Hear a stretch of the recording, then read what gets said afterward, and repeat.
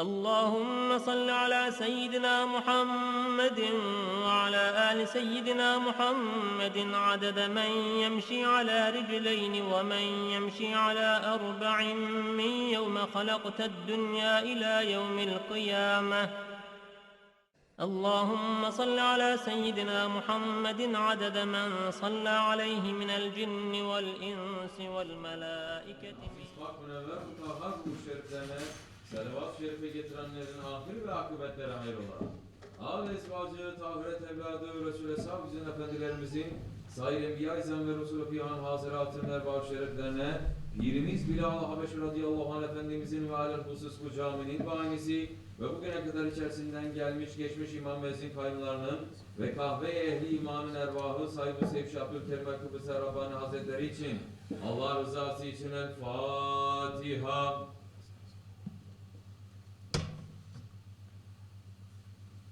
Euzubillahimineşşeytanirracim. Bismillahirrahmanirrahim. İnnallâhe ve melâketehu yusallûne alen-nebî. Ya eyyühellezîne âmenû sallu aleyhi ve sellimû teslîmâ. Allahümme salli alâ seyyidina Muhammedin ve alâ âli seyyidina Muhammed.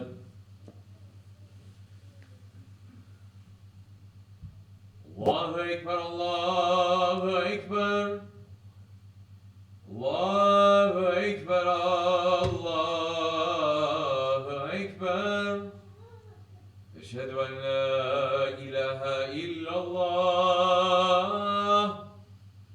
Eşhedü en la ilahe illallah.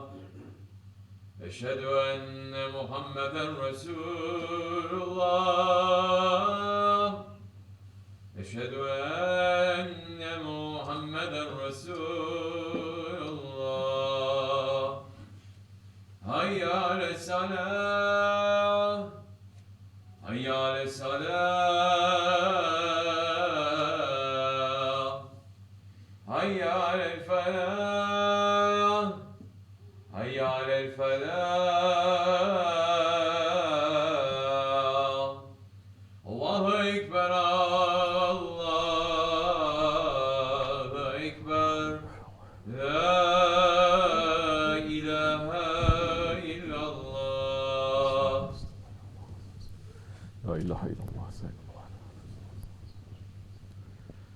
Elhamdülillah. Elhamdülillah. Elhamdülillahi Rabbil alemin.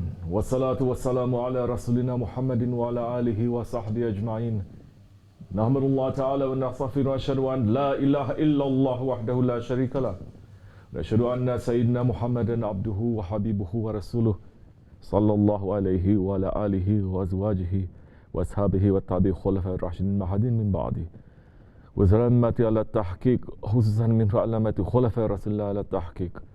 Umar el-Mu'minin, Hazreti Abu Bakr, Umar, Osman ve Ali, ve ala bakri sahabe tabi'in, Ridvanullah Teala aleyhim ecmain. Ya eyyuhal mu'minul hazirun, ittakullah Teala ve ati'u innallaha mellezine tekvellezine hum muhsinun. Elhamdülillahi Rabbil alemin ve salatu ve selamu ala eşrafil enbiya'i ve mursalin, Seyyidina Mevlana Muhammedin ve ala alihi ve sahbihi ecmain. All praises are due to Allah, Lord of the universes. All praises are due to Allah who is the merciful. He taught the Quran, He created man, He has taught him speech. All praises are due to Allah who sent His Habib, Sayyidina Muhammad ﷺ, as the mercy to the universes. And may all peace and blessings be upon the master of humans and jinn, the prophet of the two sanctuaries, the imam of the two qiblas, our intermediary in the two worlds, the owner of Kaaba Kausain, the beloved of the Lord of the two easts and the two wests, the grandfather of Al-Hassan and Al-Hussein, Sayyidina Muhammad ﷺ. And may all peace and blessings be upon his noble family and blessed companions, and especially upon the four Khulafa Rashidin, Hazrati Abu Bakr Siddiq, Hazrati Umar Farooq, Hazrati Osman al-Ghani and Hazrati Ali al-Murtaza, and all those who follow them until the last day. Ya ayyuhal mu'minun, all believers. Today is the day of Jummah, the day that Allah subhanahu wa ta'ala has commanded the believers to gather together and to listen to the Imam who stands in the mimbar, which is in reality the maqam of the Holy Prophet ﷺ.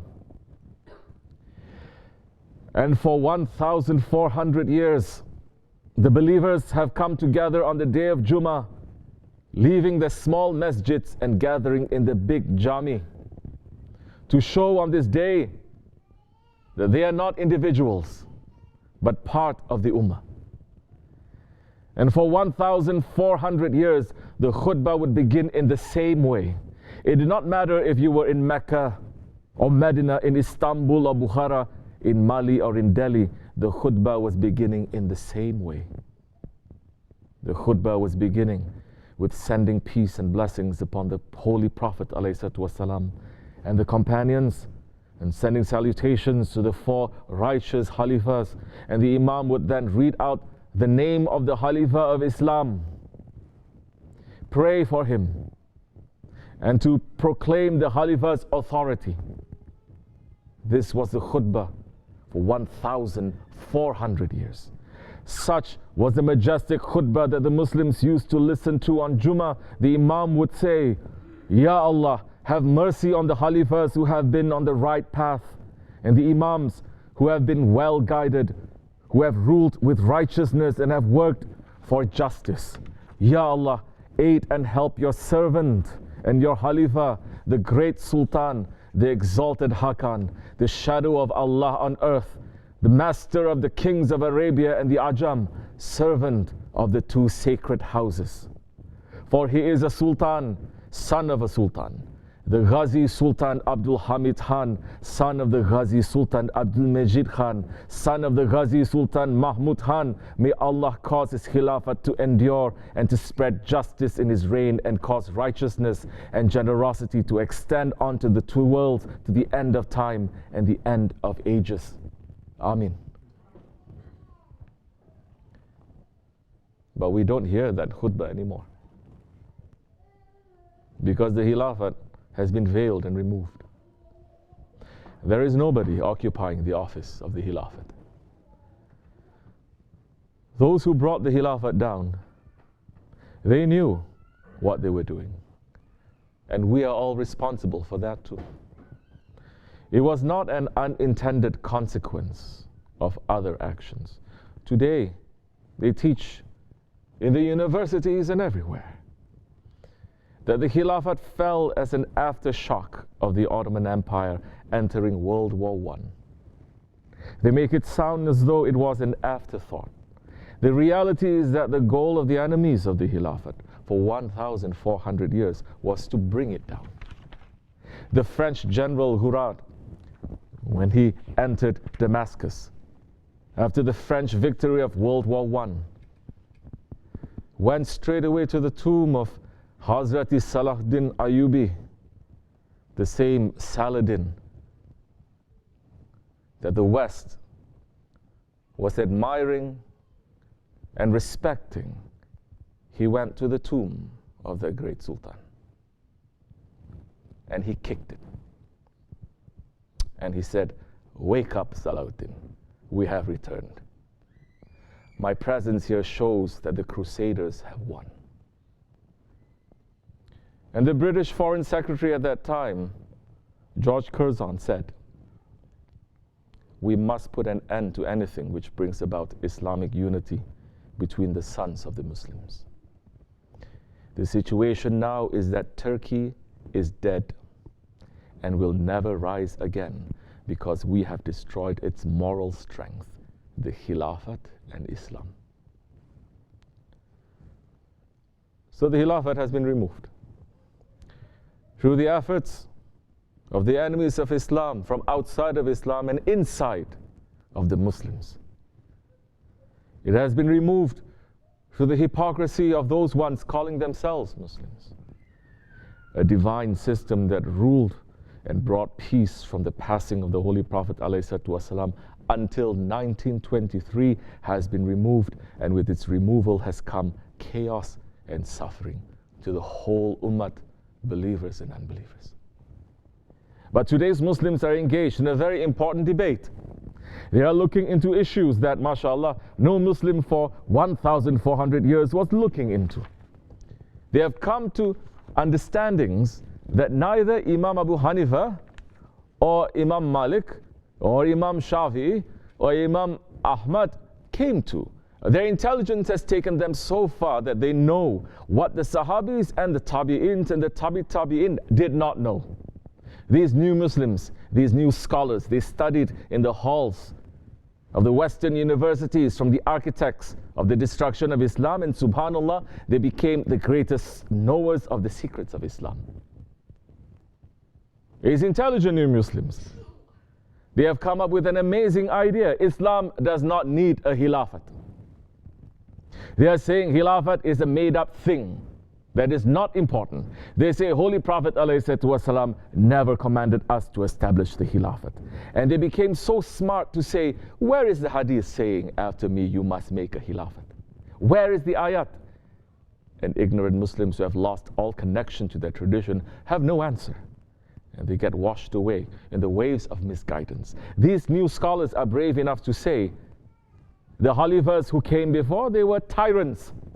They say the Ummawis, they were barbaric. The Abbasis, they were weak.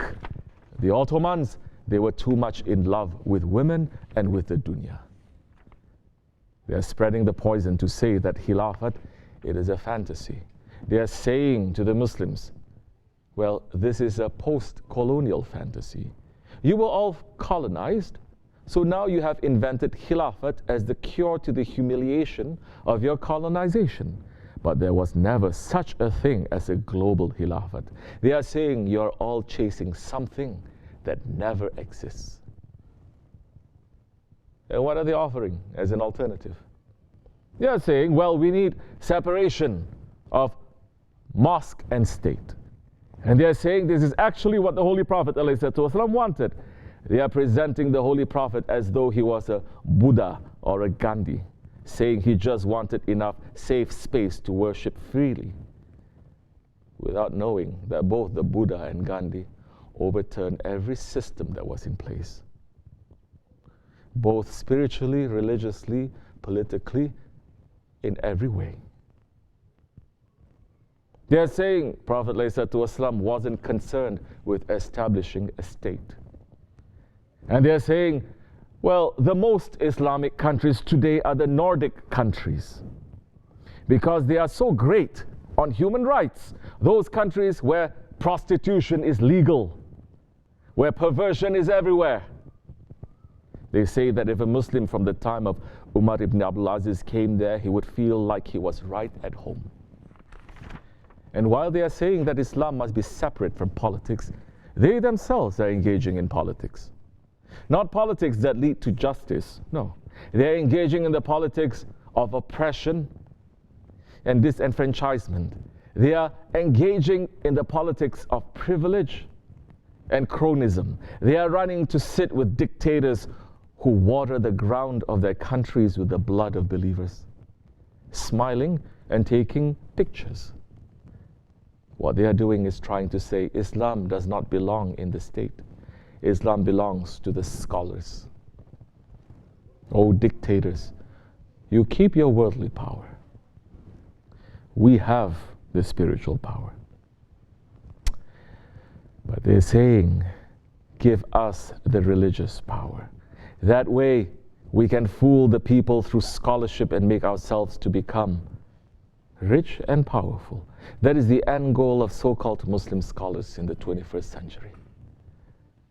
Which one of them is not engaged in politics? Oh, believers, this is the poison that has been injected into this ummah. And the ummah is becoming divided because those who say that we need a khilafat and those who say we don't need a khilafat. We say we need a khilafat. Our sheikh says we need a khilafat. Our grand sheikh says we need a khilafat. Every Ahli Sunnat must say we need a khilafat. Holy Prophet ﷺ said we need a khilafat. When he passed from this world, the Sahaba Kiram did not run to engage, to arrange for his burial. They were running to establish a khilafat. We must make our position clear because the world is full of ignorant people. We are not saying that we should fight to establish a Khilafat. We are not saying that we're going to bring down any governments. We do not support barbarians who raise the flag of Khilafat but commit every act against the Sunnah and against Islam. We must be very clear with that. We do not say that the Khilafat is a perfect system that will bring paradise on earth, because Islam is not concerned with bringing paradise on earth. The earth is not paradise. To make the earth into paradise is the biggest mistake. Paradise is paradise, and dunya is less than one wing of a mosquito. But the role of the Khilafat is to establish and to guard the rights of people and prevent oppression and tyranny. The responsibility of the Khalifa was not and will not be to bring paradise on earth. Islam does not believe in utopia. Islam believes in justice. Why do we need Khilafat? Because the Muslims, we are not 72 nations. We are one ummah. And that one ummah needs one head. The Holy Prophet ﷺ is saying, only the Imam is a shield behind whom you fight and you protect yourself with. The Muslims for 1,400 years had a unified set of interests, and the Sultan was the advocate of those interests. More than that, he was the one who was protecting all of the Muslims from aggression and oppression. When the Portuguese brought their ships to attack Aceh in Sumatra, in Indonesia, the Ottoman Sultan sent his navy all the way from Istanbul to help. But the Sultan did not just help the Muslims, he helped anyone who was suffering. The Ottomans are famous for helping non-Muslims everywhere in the world. When the Irish suffered the potato famine, Sultan Abdul Majid sent today's equivalent of $2 million aid, more than the British Queen herself sent. And when the Christians were busy massacring the Jews and the Muslims, the Jews were welcome in the lands of the Ottomans by the Sultan himself. The role of the Khalifa is to reflect the mercy and justice of Allah in the world, because he is an inheritor of the Prophet and the shadow of Allah on earth. We believe that Allah and His Prophet ﷺ have commanded that there is to be a Khalifa. We believe that the presence of the Khalifa over 1,400 years of history shows that the Khilafat brought justice, peace and stability throughout the whole world. The whole world who has been hating Islam, and the new rise of hate for Islam is causing more people to know and to understand and to research about Islam.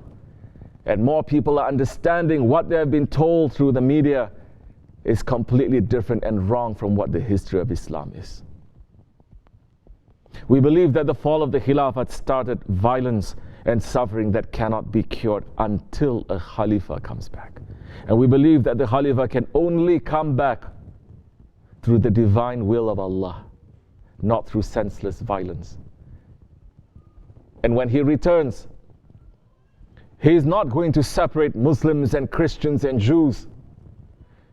He will separate those who believe and from those who do not believe. He will separate from those who believe in justice and those who do not believe in justice. And you don't have to be a saint and a scholar to know that this world is very removed from justice in this world now. We are believers. We believe in the way of the Holy Prophet ﷺ and his Sahaba Kiram and their inheritors. We will not sell our religion for this world, inshallah. We will not compromise on the fundamentals of our religion.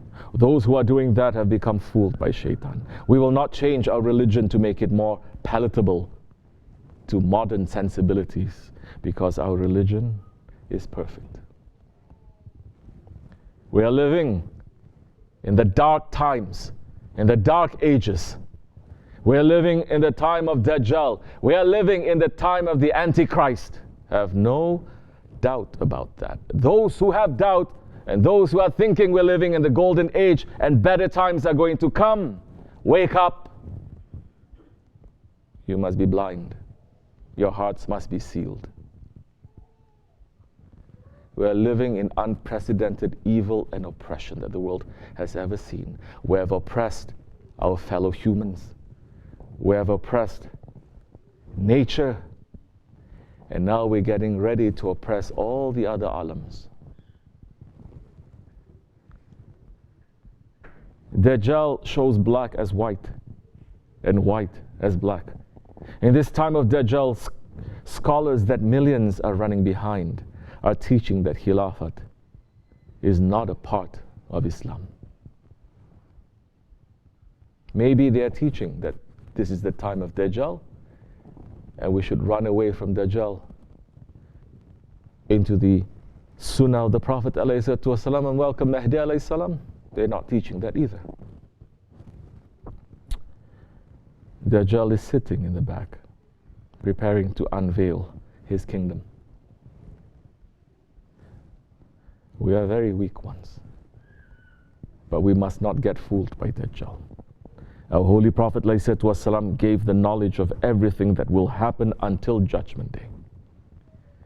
We must run to connect to that knowledge that brings us benefit, that will save us in these times. All other knowledges that is not pointing out to that fact will only bring a curse to us. And one of those knowledges that will help us is that the Ottomans will come back. The Khilafat will come back and Mahdi alayhi salam will come. We must be praying to be with them, because if you are not on the side of Mahdi alayhi salam, you are on the side of Dajjal. There is no sitting on the fence at that time. And Allah subhanahu wa ta'ala is going to judge us according to what side we are on. He's going to judge us according to which imam we follow and which flag we're under. As our Shaykh Sahibul Saif, Shaykh Abdul Karim al-Kibrisi Rabbani Qaddasallah Hasir is saying, you must wake up. Shaitan has so many ways to fool man, and Allah subhanahu wa ta'ala has so many ayats in the Quran Karim saying to us to wake up.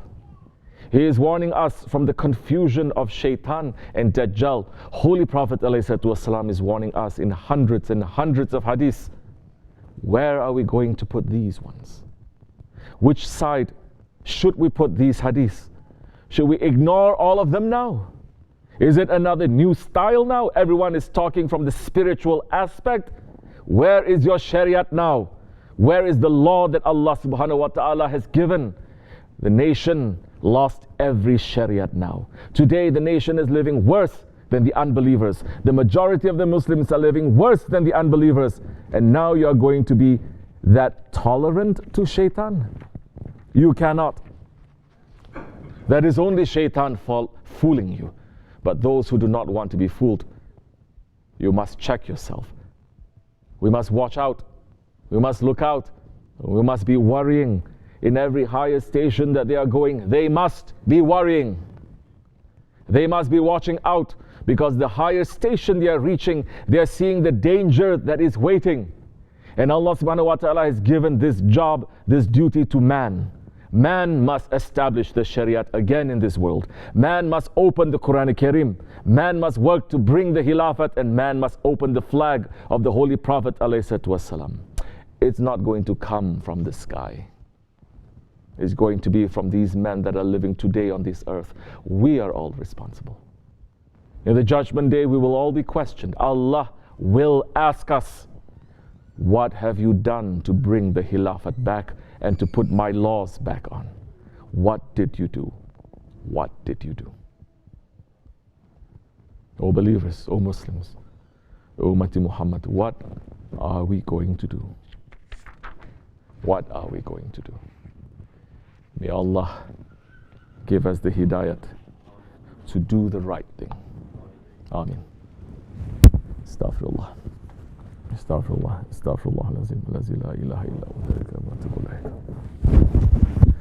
لا إله إلا الله وحده لا شريك له له الملك والحمد لكل شيء قدير لا إله إلا الله وحده لا شريك له له الملك والحمد لكل شيء قدير لا إله إلا الله وحده لا شريك له له الملك والحمد لكل شيء قدير لا إله إلا أنت سبحانك كنت من الظالمين لا إله إلا أنت سبحانك كنت من الظالمين لا إله إلا أنت سبحانك كنت من الظالمين سبح قدوس ربنا رب الملائكة والروح سبح قدوس ربنا رب الملائكة والروح سبح قدوس ربنا رب الملائكة والروح إن دين عند الله الإسلام قام الصلاة الله أكبر الله أكبر الله أكبر الله أكبر أشهد أن لا إله إلا الله أشهد أن لا إله إلا الله أشهد أن محمدا رسول الله أشهد أن محمدا رسول الله حي على الصلاة حي على الصلاة حي على الفلاح حي على الفلاح قد قامت الصلاة قد قامت الصلاة الله أكبر لا إله إلا الله